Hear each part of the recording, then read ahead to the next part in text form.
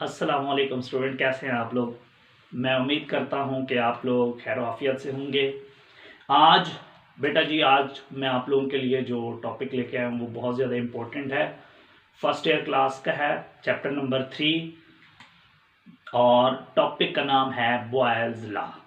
ये ऐसा टॉपिक है बच्चे जो आपने 9th क्लास में भी पढ़ा होता है और हम लोग इसको फर्स्ट ईयर में भी पढ़ते हैं।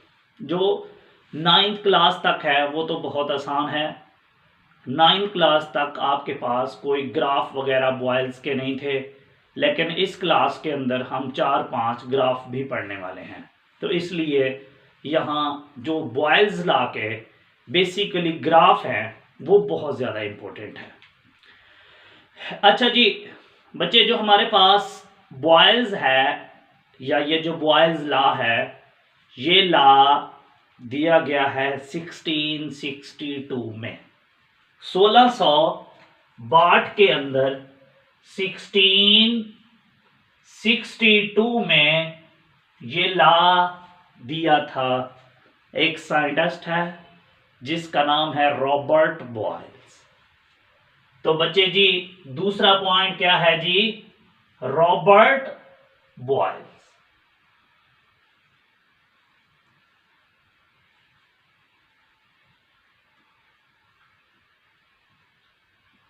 बेटा जी इजी होके सुनते रहो, एक एक बात क्लियर करके आपको बताऊंगा।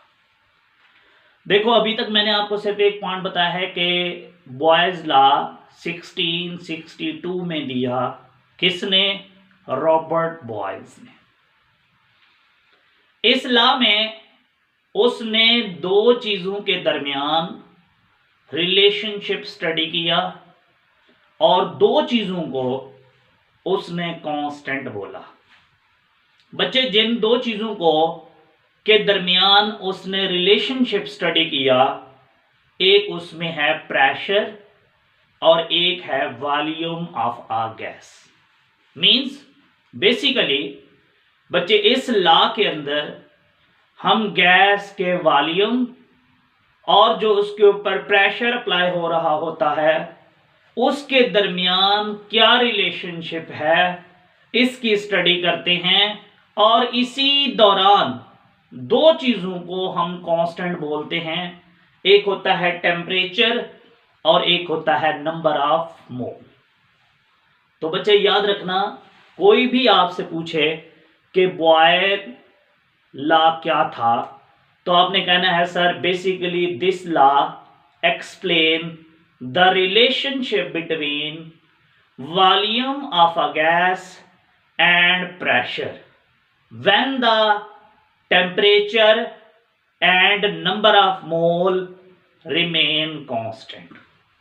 अगर आप ये डेफिनेशन बोल दो हमें कोई इशू नहीं है। मींस कोई भी आपसे बॉयल्स लॉ की डेफिनेशन पूछे कि इस लॉ की डेफिनेशन क्या है तो आपने बता देना है कि सर बेसिकली इस लॉ के अंदर हम लोग गैस के वॉल्यूम और प्रेशर के दरमियान रिलेशनशिप को स्टडी करते हैं और टेम्परेचर और number of moles of gas उनको क्या रख देते हैं? कांस्टेंट।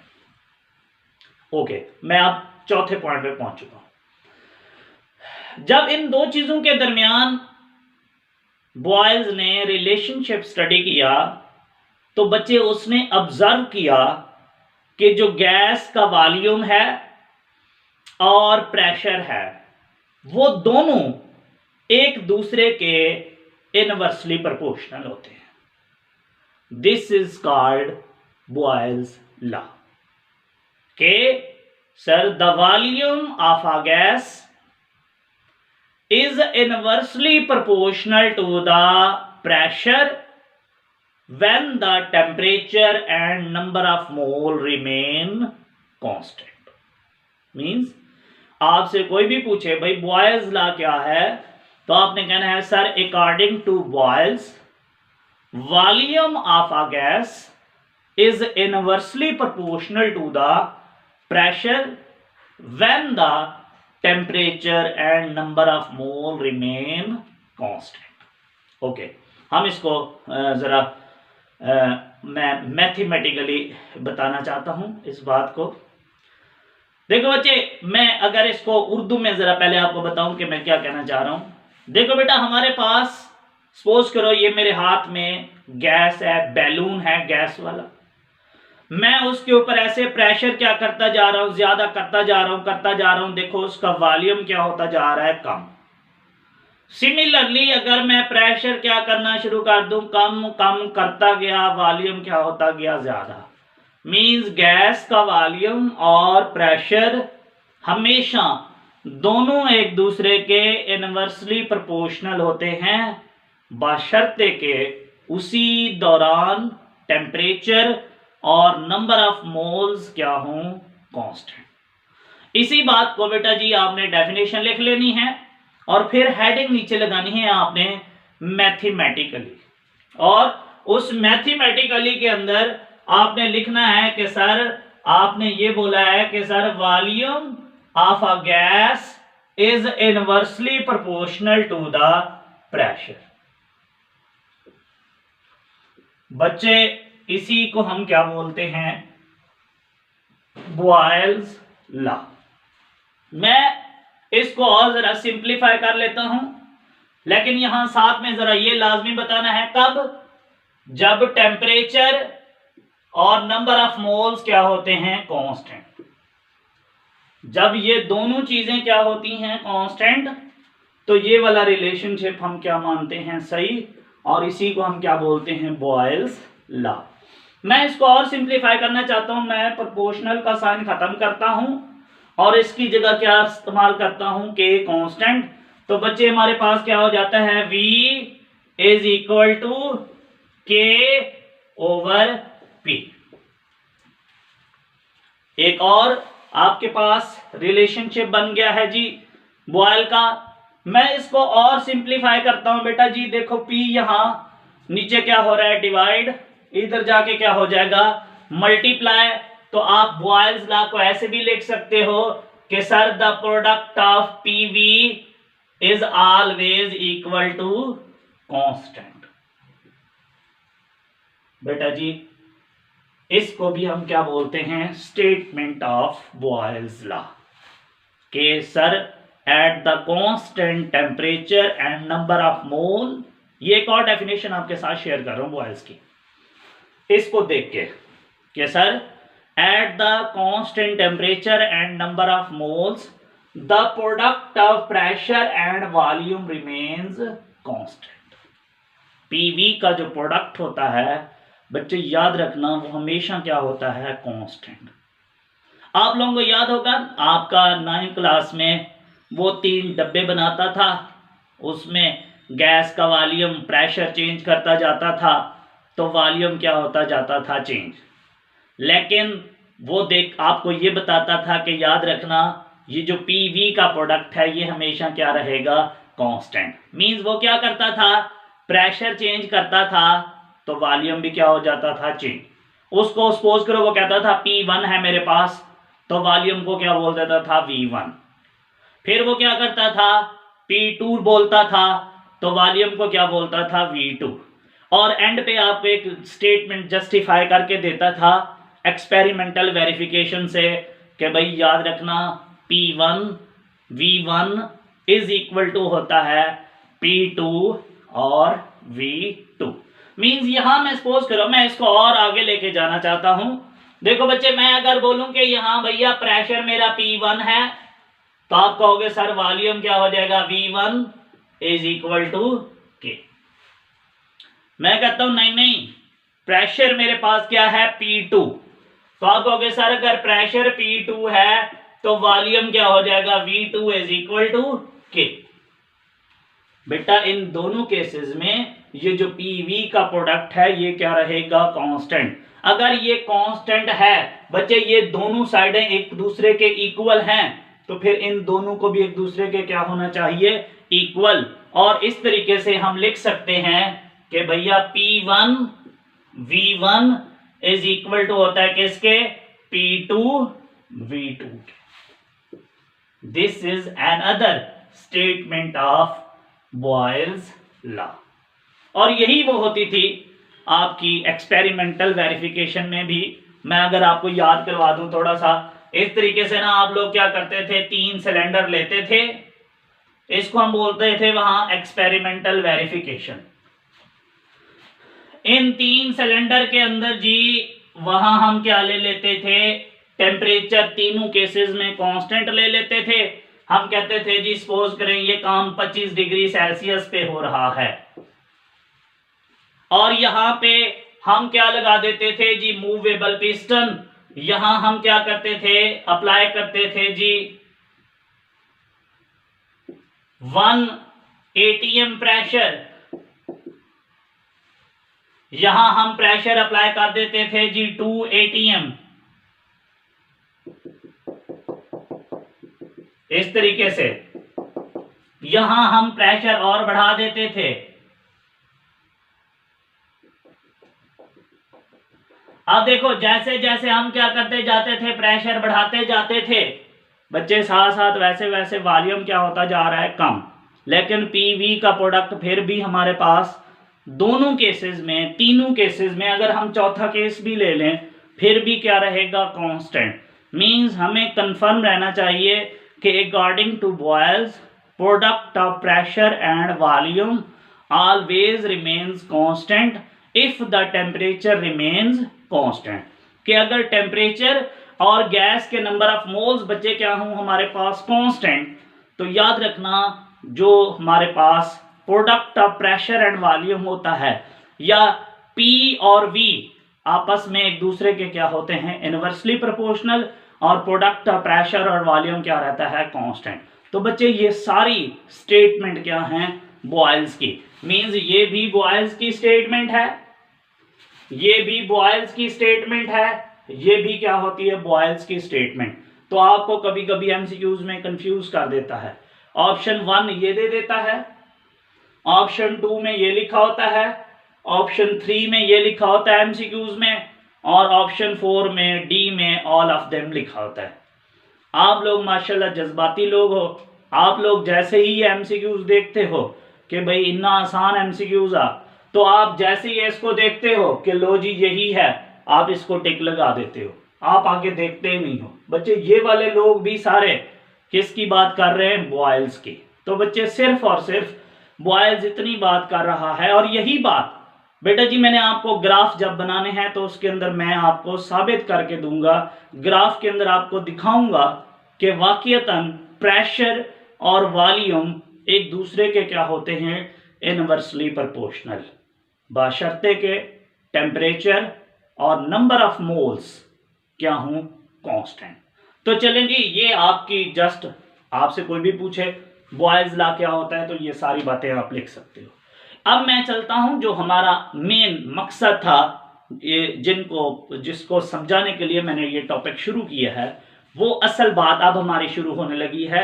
इसको हम बोलते हैं graphical explanation of Boyle's law. तो मैं आपके साथ कुछ ग्राफ बनाता हूं और उसके अंदर मैं दिखाऊंगा आपको ग्राफ बना के कि देखो बॉयल सही कहता है कि वॉल्यूम और प्रेशर दोनों एक दूसरे के क्या होते हैं, इनवर्सली प्रोपोर्शनल। तो चलें जी, हमारा पहला ग्राफ है, इसका नाम है graph between P and V। आप ना ये मार्कर से हेडिंग लगाते जाइएगा, पहला ग्राफ, ग्राफ बिटवीन, आप पहले इससे पहले आप हेडिंग लगा लोगे graphical explanation of Boyle's law, और उसके बाद उसके नीचे ये हेडिंग लगाओगे पहली कि graph between P and V। बेटे जी ये बज़ाहिर मुश्किल लगते हैं बच्चों को, लेकिन ये बेहद आसान है। मैं आपको इंशाल्लाह ऐसे समझाऊंगा, आपने बस गौर से सुनना है। देखो मेरे पास ये एक ग्राफ है, ये आप जानते हो बेटा जी हम इसको क्या बोलते हैं, एक्स एक्सिस। ये मेरे पास क्या है जी, वाई एक्सिस। बेटा जी ये मेरे पास क्या है, ओरिजिन। मैं इधर को जा रहा हूं जी एक्स एक्सिस पे बेटा जी मैं लेने लगा हूं वॉल्यूम, जो कि इस साइड पे क्या हो रहा है, इंक्रीज, और वाई एक्सिस पे मैं लेने लगा हूं प्रेशर, जो टॉप टू बॉटम क्या हो रहा है, इंक्रीज। देखो बेटा, जब आप ये ग्राफ बनाते हो ना, तो सबसे पहले इसकी थ्योरी, ये 4-5 पॉइंट्स ऐसे हैं जो आपने इन सब में लिखने होते हैं। लाइक पहला पॉइंट आपने ये लिखना होता है कि जी we plot a graph between P and V। Number 2, pressure on the y axis and volume on the x axis. Volume from left to right is increases and pressure from top to bottom is increases। इसको बोलते होते हैं कहानी। ये कहानी तो सबसे पहले जो आपको नजर आ रही है वो कर देनी है। अब बच्चे मैंने इसके अंदर आपको कोई ऐसा ग्राफ बना के दिखाना है जिसमें लगे कि भाई वाकयातन प्रेशर और वॉल्यूम एक दूसरे के क्या होते हैं, इनवर्सली प्रोपोर्शनल। तो आए जी, हमें यहां एक कर्व मिलती है। क्या मिलती है जी, कर्व, कुछ ऐसी।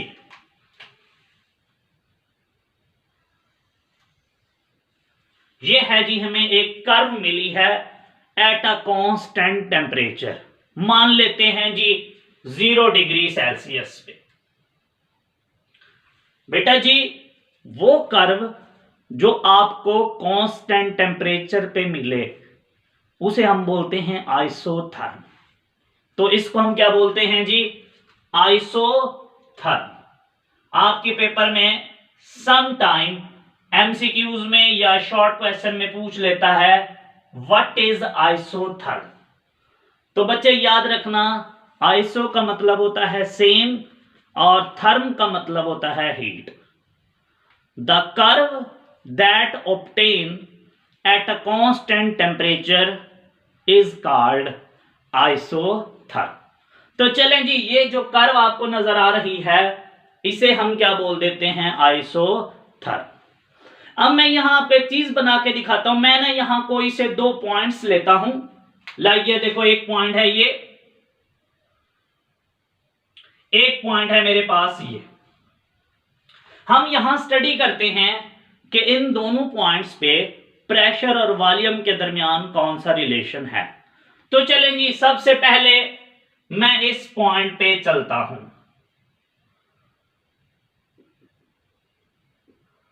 गौर से देखो, हमारे पास यहां पे वॉल्यूम है और इस पॉइंट पे क्या है, प्रेशर। जब प्रेशर ज्यादा है तो वॉल्यूम बच्चे क्या है, कम। फिर क्या हुआ, इस पॉइंट पे आके देखो, करते हैं कुछ स्टडी करते हैं यहां क्या हो रहा है। इस पॉइंट पे वॉल्यूम क्या हो गया है, ज्यादा, लेकिन उसी समय बेटा जी आपके पास प्रेशर क्या हो चुका है, कम। क्योंकि ये देखो, ये लाइन बता रही है कि ऊपर को जाने पे प्रेशर क्या हो रहा है, इंक्रीज। मींस इस पॉइंट पे देखो प्रेशर क्या है, कम, लेकिन वॉल्यूम क्या है, ज्यादा। इस पॉइंट पे आओ, प्रेशर क्या है, ज्यादा, लेकिन वॉल्यूम क्या है, कम। इसका मतलब है बॉयल सही कहता है कि वॉल्यूम और प्रेशर एक दूसरे के क्या होते हैं, इनवर्सली प्रोपोर्शनल। शर्त यह है कि टेम्परेचर क्या हो, कांस्टेंट। तो बच्चे सबसे पहला ग्राफ आपका सिर्फ इतना होता है। आप कहते हो सर इस आइसोथर्म हमें मिलती है जिसमें प्रेशर और वॉल्यूम एक दूसरे के क्या होते हैं, इनवर्सली प्रोपोर्शनल। मीन शुरू वाली कहानी लिखी आपने, उसके बाद ये वाली सिर्फ एक बात लिख देनी है कि सर इस ग्राफ में हमें एक आइसोथर्म ऑब्टेन हुई। फिर आइसोथर्म की डेफिनेशन लिखोगे और फिर कहोगे सर उस आइसोथर्म, वो आइसोथर्म इंडिकेट करती है कि प्रेशर और वॉल्यूम एक दूसरे के क्या होते हैं, इनवर्सली प्रोपोर्शनल। अच्छा, इसी ग्राफ को ना आपकी बुक वाला थोड़ा सा आपको कंफ्यूज करने के लिए वो एक और इसी तरह का एक और ग्राफ बना देता है। वो कैसे बनाता है, मैं इसी के ऊपर ही चले बनाने लगा। दूसरे वाला ग्राफ आप इसी के अंदर पहला भी लिख सकते हो इसी को। ये देखो मैंने ना इसको क्या बोला है जी 0 डिग्री सेल्सियस। वो कहता है हम ऐसा करते हैं कि कांस्टेंट टेम्परेचर ना बढ़ा देते हैं, 0 डिग्री की बजाय 25 डिग्री करते हैं।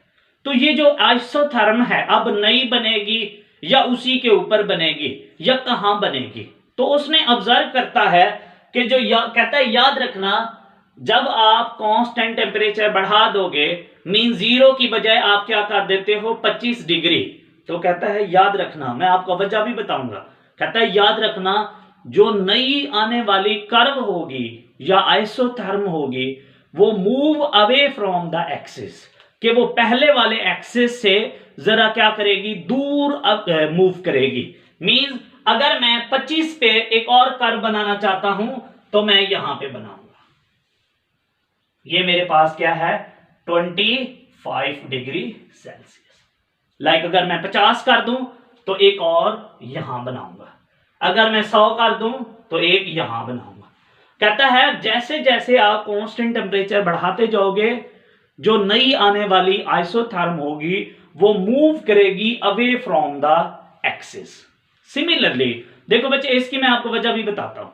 सिमिलरली अगर आप टेम्परेचर कम कर देते मीन 0 से आप माइनस पे चले जाते, अब जो कर्व है वो इससे आगे बनने की बजाय कहां बनेगी इधर एक्सिस की तरफ, क्लोज टू द एक्सिस।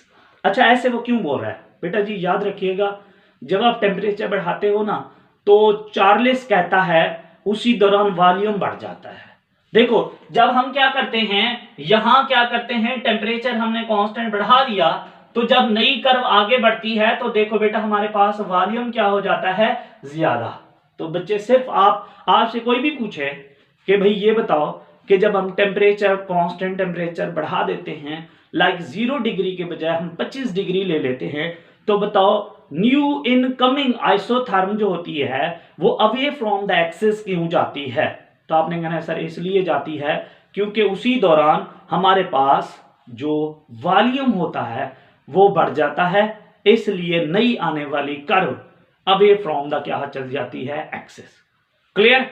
दो ग्राफ बेटा जी आपने कोशिश करनी है, पहले ये वाला बनाना है फिर आपने ये दूसरी उसमें लगा के बना देना है अगर टाइम हो। अगर टाइम नहीं है तो फिर इस एक ग्राफ को इस तरीके से बनाओ और फिर ये वाली जो आपको मैंने जस्टिफिकेशन बताई है इसको नीचे फिर एक्सप्लेन कर देना। तो चलते हैं जी, अब हमारे पास है तीसरा ग्राफ, या आप इसको दूसरा ग्राफ भी मान सकते हो, कोई इश्यू नहीं है। चलें जी, सबसे पहले इस ग्राफ का नाम लिखो। इस ग्राफ का नाम है जी graph between P and 1/V। दूसरा ग्राफ बोल देते हैं जी, चले graph between P and 1/V। बच्चे एक बात याद रखना, ये जो 1/V है ना इसको ऐसे ना बुलाया करो, इसको बोलना है आप लोगों ने इनवर्स ऑफ वॉल्यूम। कि सर जो वॉल्यूम का उलट होता है उसे हम क्या बोलते हैं 1/V। सिर्फ एक बात याद रखो, एक बात सिर्फ देखो, प्रेशर और हमें पता है कि वॉल्यूम एक दूसरे के क्या हैं इनवर्सली प्रोपोर्शनल, और अगर कोई चीज वॉल्यूम का उलट हो तो उसको प्रेशर के साथ क्या होना चाहिए डायरेक्टली प्रोपोर्शनल। सिर्फ इतनी सी बात है, दोबारा गौर से सुनो, प्रेशर और वॉल्यूम एक दूसरे के क्या हैं इनवर्सली प्रोपोर्शनल, हमें इसमें किसी को कोई परेशानी नहीं है। अगर वॉल्यूम देखो बेटा प्रेशर के साथ कौन सा रिलेशन शो कर रहा है इनवर्स, तो जो प्रेशर का जो वॉल्यूम का उलट है उसे प्रेशर के साथ कौन सा रिलेशन शो करना चाहिए डायरेक्ट। तो बेटा याद रखना P और 1/V दोनों एक दूसरे के क्या होते हैं डायरेक्टली प्रोपोर्शनल। तो चले मैं इसकी आगे भी आपको कुछ बताता भी हूं, पहले जरा ग्राफ ड्रॉ करते हैं। चलें जी, सिमिलरली मैं वही वाला काम करने लगा हूं जी, मैं ग्राफ प्लॉट करने लगा हूं। ये मेरे पास है एक्स एक्सिस, ये मेरे पास है वाई एक्सिस, ये मेरे पास है जी ओरिजिन, और बच्चे यहां मैं लेने लगा हूं एक्स एक्सिस पे 1/V, जो लेफ्ट टू राइट क्या हो रहा है, इंक्रीज, और वाई एक्सिस पे मैं क्या लेने लगा हूं, प्रेशर, जो टॉप टू बॉटम क्या हो रहा है, इंक्रीज। मैंने आपको अभी एक बात बोली है कि याद रखना P और 1/V एक दूसरे के क्या हैं, डायरेक्टली प्रोपोर्शनल। स्टूडेंट एक बात याद रख लो आज कि अगर कभी भी एक्स एक्सिस और वाई एक्सिस पे मौजूद दोनों चीजों के दरमियान डायरेक्ट रिलेशन हो तो आपको हमेशा स्ट्रेट लाइन ग्राफ मिलता है। कौन सा बेटा जी, स्ट्रेट लाइन। ये ले इस तरीके से, इस ग्राफ को हम क्या बोलते हैं, स्ट्रेट लाइन ग्राफ। तो चलें जी, ये मेरे पास एक स्ट्रेट लाइन ग्राफ मुझे मिल गया है जी। मैं इस टेम्परेचर को बोल देता हूं जी, ये मेरे पास है 0 डिग्री सेल्सियस, क्योंकि टेम्परेचर हमने अगेन क्या रखा हुआ है, कांस्टेंट। देखो बेटा, मैं यहां 2 पॉइंट्स लेता हूं और आपको साबित करके देता हूं कि देखो भाई, ये जो P है और 1/V है, दोनों एक दूसरे के क्या हैं, डायरेक्टली प्रोपोर्शनल। तो कैसे जी, ये देखें, ये 2 पॉइंट्स ले लेते हैं, एक और ये है जी 2। देखो इस पॉइंट पे चलते हैं, क्या हो रहा है, प्रेशर कम है, तो 1/V भी क्या है, कम। इस पॉइंट पे आओ, 1/V क्या हुआ है, ज्यादा, तो P भी तो क्या हो गया है, ज्यादा। इसका मतलब यह हुआ कि प्रेशर और इनवर्स ऑफ वॉल्यूम एक दूसरे के क्या होते हैं, डायरेक्टली प्रोपोर्शनल। और इसी बात को मैंने ग्राफ की शक्ल में दिखाया है। लाइक जब आप ये ग्राफ ड्रा करोगे, ड्रा करने के बाद आपने इसके नीचे एक्सप्लेनेशन लिखनी है। पहले तो वही कहानी कि सर हमने एक ग्राफ ड्रा किया है, प्रेशर और 1/V के दरमियान। प्रेशर हमने वाई एक्सिस पे लिया है, जो टॉप टू बॉटम क्या हो रहा है, इंक्रीज, और वॉल्यूम 1/V हमने एक्स एक्सिस पे लिया है, जो लेफ्ट टू राइट क्या हो रहा है, इंक्रीज। सर हमें एक स्ट्रेट लाइन ग्राफ ऑब्टेन होता है जो इस बात को इंडिकेट करता है कि P and 1/V both are directly proportional to each other. चलें, हमारी शरारत ना अभी भी बच्चे कम नहीं हुई। मैं ये वाला पॉइंट, जैसे मैंने यहां कांस्टेंट टेम्परेचर बढ़ाया था तो हमने देखा कि कर्व जो है ना एक्सिस से अवे मूव कर गई थी। अब मैं वहां पे भी यही शरारत करने लगा हूं कि अगर मैं टेम्परेचर 0 की बजाय 25 डिग्री कर देता हूं, टेम्परेचर बढ़ा देता हूं, तो बच्चे वॉल्यूम के साथ या वो जो ये जो स्ट्रेट लाइन है इसके साथ क्या फर्क पड़ेगा। मैं जरा यहां रिपीट करता हूं बेटा, मैंने आपको बोला है अभी थोड़ी देर पहले कि जब मैं टेम्परेचर बढ़ाता हूं तो वॉल्यूम क्या हो जाता है, बढ़ जाता है। चलो बताओ, वॉल्यूम बढ़ रहा है तो 1/V को क्या होना चाहिए, बढ़ना चाहिए या कम। 1/V वॉल्यूम का क्या है, उलट। टेम्परेचर बढ़ाने पे अगर वॉल्यूम बढ़ता है तो फिर 1/V क्या होगा, कम। अगर 1/V कम होगा तो देखो बच्चे, अगर मैं एक और स्ट्रेट लाइन यहां नीचे की तरफ निकाल दूं तो ये देखो 1/V इधर को क्या हो रहा है, ज्यादा। लेकिन अगर यही कर्व मैं इधर को निकालूं तो देखो बच्चे, हमारे पास 1/V क्या हो रहा है, कम। मींस आपने यहां जो दूसरी स्ट्रेट लाइन है वो इस तरीके से स्ट्रेट लाइन वहां से निकालनी है जहां आप इस बात को साबित कर सको कि देखो भैया यहां 1/V क्या हो रहा है, डिक्रीज। तो बच्चे हम यहां जो नई आने वाली कर्व है दूसरी, बच्चे आपने उसको यहां निकाल देना है। इसको हम बोल देते हैं जी, ये हमारे पास क्या है, 25 डिग्री सेल्सियस। ऐसे भी बोल सकते हो कि सर ये हमारे पास क्या है, T1 और ये हमारे पास क्या है, T2, और यहां नीचे लिख देना sir T2 is greater than T1। इस तरीके से आपने बता देना है कि सर जो हमारे पास जब हम टेम्परेचर बढ़ाते हैं, कांस्टेंट टेम्परेचर 25 डिग्री करते हैं, तो जो स्ट्रेट लाइन होती है वो मूव कर जाती है किस एक्सिस की तरफ, वाई एक्सिस की तरफ, जहां क्या मौजूद होता है, प्रेशर। और क्योंकि सर जब हम टेम्परेचर बढ़ाते हैं तो सर बेसिकली जो 1/V है वो क्या हो जाता है, कम, जिसकी वजह से जो हमारी स्ट्रेट लाइन है वो इधर 1/V की तरफ नहीं बढ़ती बल्कि किसकी तरफ बढ़ जाती है, प्रेशर की तरफ। तो तो इस तरीके से आपके ये 4 ग्राफ हो जाएंगे। पहले आपने सिंपल ग्राफ एक ये वाला एक्सिस वाला किया, मींस एक आइसोथर्म एक टेम्परेचर लिया, फिर दूसरे पे आपने 2 टेम्परेचर ले लिए कांस्टेंट, फिर एक ये बनाया। अब चलते हैं, आपके पास एक लास्ट ग्राफ है आपकी बुक का, ये बहुत आसान है, इसका नाम है जी तीसरा ग्राफ, और ये है जी ग्राफ बिटवीन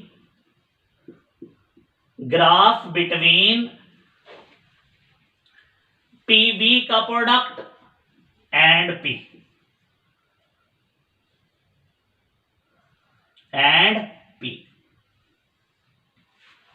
बच्चे वो एक एक्सिस है, उसके ऊपर वो पीवी ले रहा है और दूसरे पे वो क्या ले रहा है, पी। देखो बच्चे, हमारे पास ना कुछ इस तरीके से ग्राफ बनता है। ये लें जी, मैंने ये लिया है एक्स एक्सिस, ये मेरे पास क्या है, वाई एक्सिस। बच्चे जो यहां मैं वाई एक्सिस पे ले रहा हूं पीवी, और जो ऊपर को मैं कहते हैं बढ़ता है, और ये ओरिजिन है, और यहां मैं एक्स एक्सिस पे बच्चे मैं क्या ले रहा हूं, पी।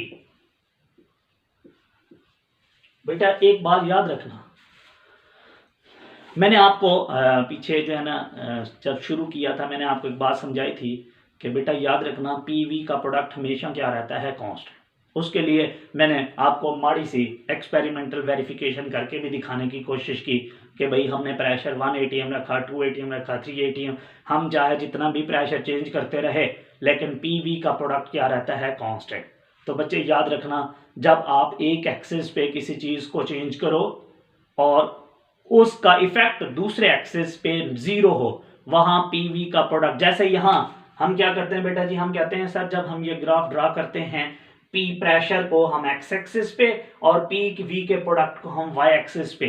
तो सर जब हम प्रेशर चेंज करते हैं, लाइक प्रेशर इंक्रीज करते हैं, तो वहां पे प्रेशर के इंक्रीज करने पे हमारे पास वॉल्यूम क्या हो जाता है, डिक्रीज, और लेकिन जो हमारे पास पीवी का प्रोडक्ट है वो हमेशा क्या रहेगा, कांस्टेंट। सिंपल आप इतना भी बोल सकते हो कि सर बेसिकली जब हम प्रेशर एक्स एक्सिस पे क्या करते हैं, बढ़ाते हैं, तो वाई एक्सिस पे पीवी का प्रोडक्ट क्या रहता है, कांस्टेंट।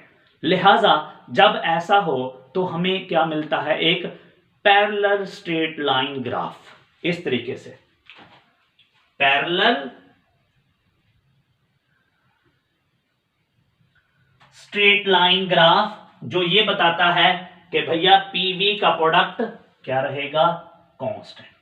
तो इस तरीके से हमारा ये बॉयल का थर्ड और लास्ट ग्राफ होता है, जिसमें हम ये साबित करके देते हैं कि चाहे हम प्रेशर जितना चेंज करें, इंक्रीज करें, पीवी का प्रोडक्ट फिर भी क्या रहेगा, कांस्टेंट। तो इस तरीके से ये बेटा हमारे पास क्या थी, ग्राफिकल एक्सप्लेनेशन किस चीज की, बॉयल्स की। तो बेटा जी आपका ये बहुत इंपॉर्टेंट क्वेश्चन है, आपसे मोस्टली लॉन्ग क्वेश्चन के अंदर पूछा होता है। अगर पेपर या सम टाइम मुश्किल हो तो आप में से बहुत सारे बच्चों को ये ग्राफ नहीं आ रहे होते या रट्टा लगाया होता है। ये देखो इतने बेहद आसान ग्राफ थे, आप इनको 2-4 बार गौर से सुनोगे ना और एक दफा नोट कर लोगे तो ये आपको बहुत अच्छे से समझ आएंगे।